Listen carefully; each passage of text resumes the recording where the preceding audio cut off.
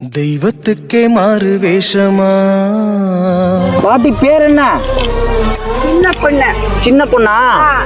பிள்ளைங்களா இல்லையா உங்களுக்கு? இல்ல இல்ல. பாட்டிக்கு சொந்தக்காரங்களாம் யாரும் இல்லையா? வேஷமா? ஏன் ஆசிரமத்துல போய் படுத்துக்கிறீங்களா? படுத்துக்கிறீங்களா?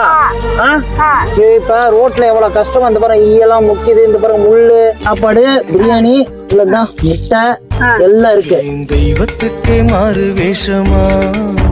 மகாராணிக்கு அவங்கள ஹோம்ல சேர்த்துக்கிறதுக்கு ஏதாவது பாசிபிள் இருக்கா?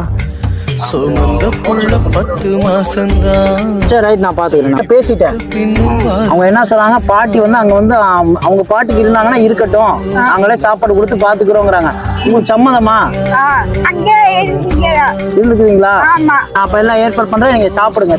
தாயா எல்லாம் வாங்கிட்டு வந்திருக்கேன். ஆனந்தோட